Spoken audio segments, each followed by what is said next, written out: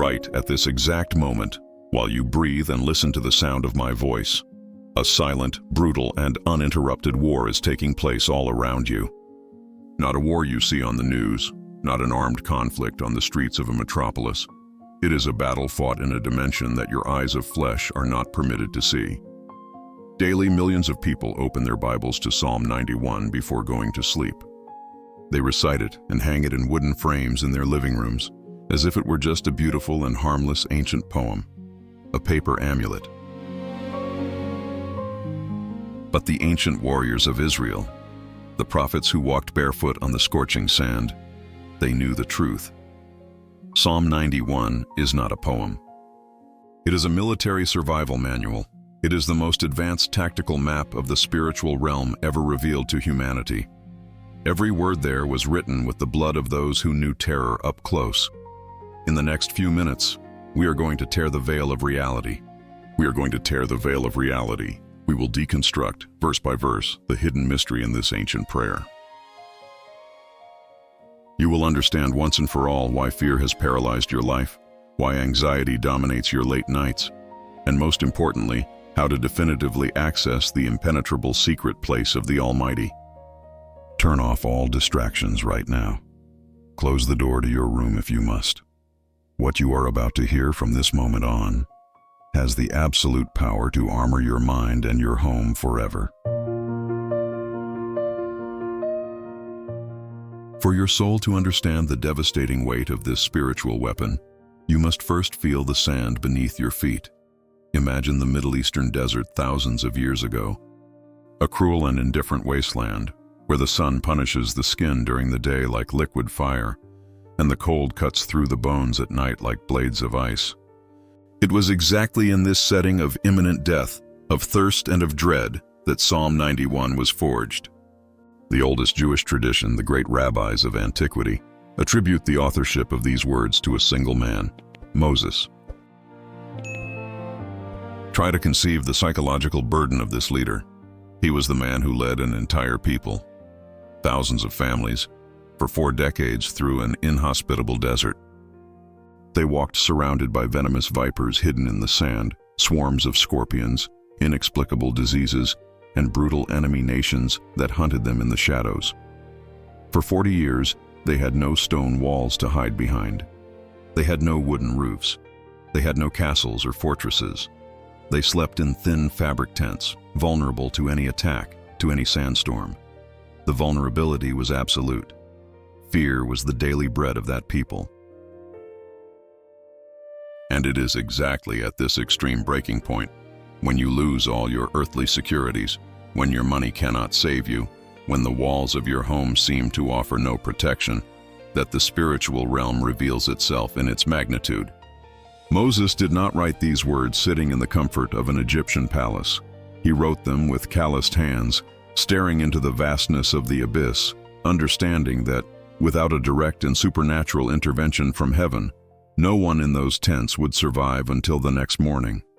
Psalm 91 is the victory cry of one who discovered that there is an impenetrable roof, even in a place where not a single wall exists. The sacred text wastes no time. Right in its very first verse, it establishes the golden rule that governs all spiritual warfare. It says, "He who dwells in the secret place of the Most High shall abide under the shadow of the Almighty." Pay very close attention now. We need to analyze the anatomy of the words secret place. In the original Hebrew, the language of revelation, the word used by the prophet is seder. Keep this word in your mind, seder. It does not describe a public shelter where anyone can enter. It is not a war trench where you throw yourself face down only when the bombs start falling. Seder literally means the secret place, a private, veiled chamber built entirely of pure intimacy. And the verb that accompanies this word is terrifyingly specific. To dwell. He who dwells. To dwell is not to visit on weekends. To dwell is not to knock on the door only when despair tightens its grip.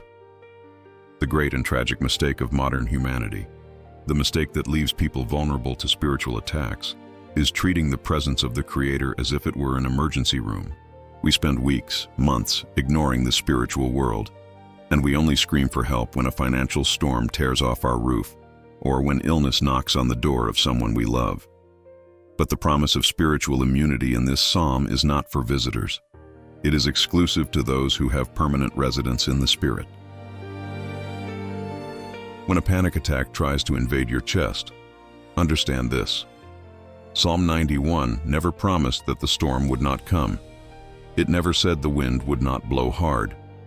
What it guarantees, with the authority of the one who formed the galaxies, is that in the midst of chaos and destruction, you will be invisible to evil. It speaks of the shadow of the Almighty. Think about the physical meaning of a shadow. For you to be in someone's shadow, you must be close to that person.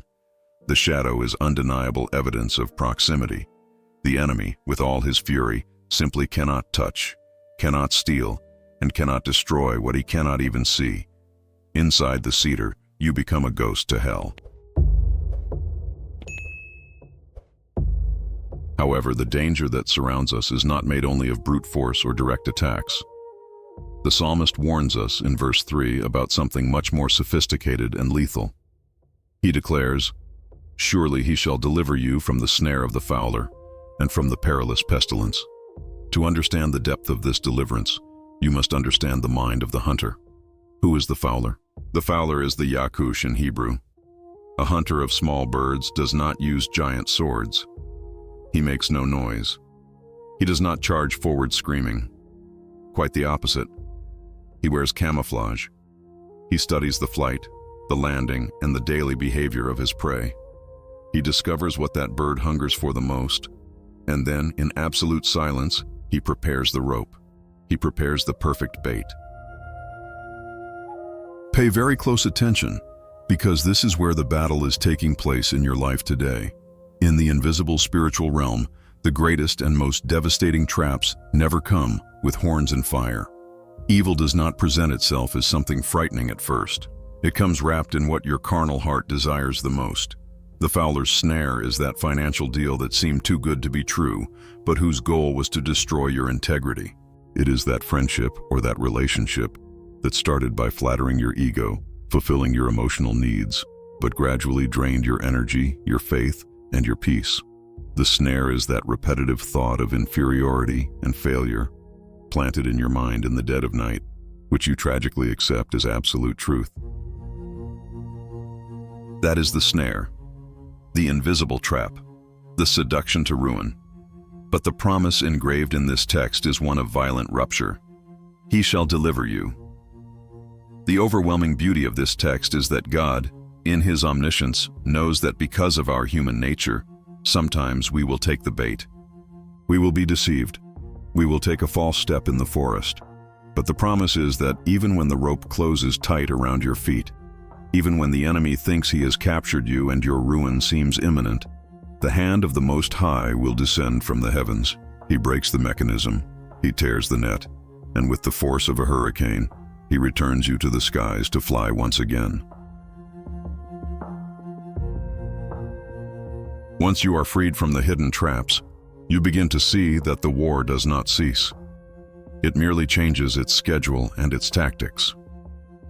The sacred text moves forward and divides spiritual attacks into two relentless shifts.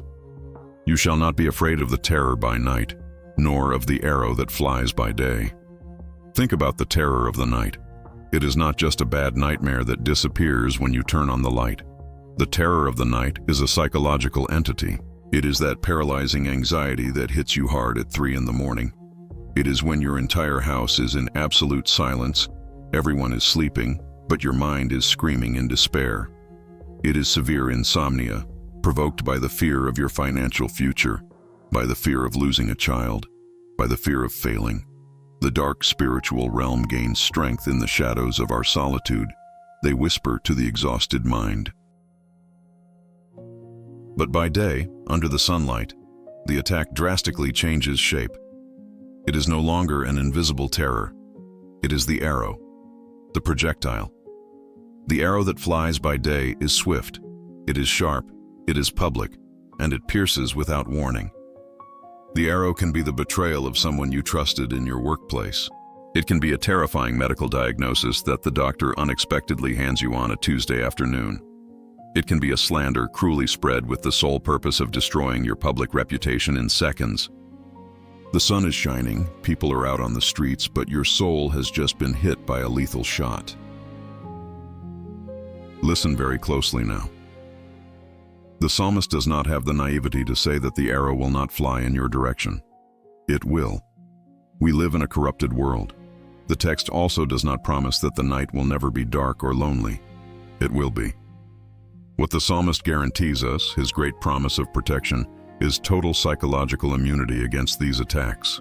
He says, "You shall not be afraid." True Christian courage does not mean the absence of enemy attacks. Absolute and unshakable courage is having the unquestionable certainty of the quality of your armor. It is knowing that 1,000 people may fall ruined at your left side, and another 10,000 may collapse at your right hand. But the core of your soul, your salvation, and your purpose will remain absolutely untouchable.